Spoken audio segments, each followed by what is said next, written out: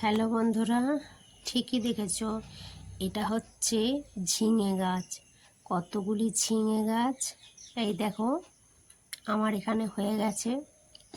লাগিয়েছিলাম, শুধু শুধু হয়নি, লাগিয়েছিলাম ঝিঙে গাছগুলো। তো ঝিঙে গাছগুলো হয়েছে, কিন্তু এখনো পর্যন্ত ঝিঙেও ধরেনি, ফুলও ফোটেনি।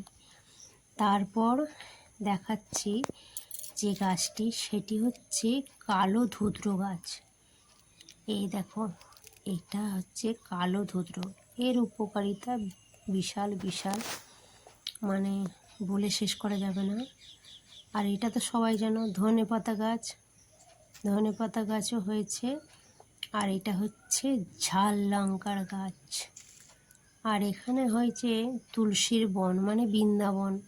এখানে প্রচুর তুলসী গাছ, সাদা তুলসী, কালো তুলসী, ভর্তি হয়ে গেছে পুরো। মানে বৃন্দাবনে মনে হবে যে বৃন্দাবন এসে গেছি। প্রচুর তুলসী গাছ হয়েছে। আর এটা হচ্ছে সাদা তুলসী, এর সাথেই আছে যে গাছটি, সেটি হচ্ছে নয়নতারা গাছ। এটা গোলাপি নয়নতারা। নয়নতারাও সুগার রোগীদের পক্ষে পাতাগুলো খুবই উপকারী, আর ফুলগুলো তো পুজোর কাজে লাগেই। আর যে গাছটি দেখাচ্ছি এটা হচ্ছে ফুলদানিতে সাজিয়ে রাখা পাতাগুলো। আমি জানি না এই গাছটার নামও জানি না, গাছটা কি তাও জানি না, তবে ফুলদানিতে সাজিয়ে রাখা হয় এটা জানি। তোমরা যদি কেউ জেনে থাকো নিশ্চয়ই বলবে।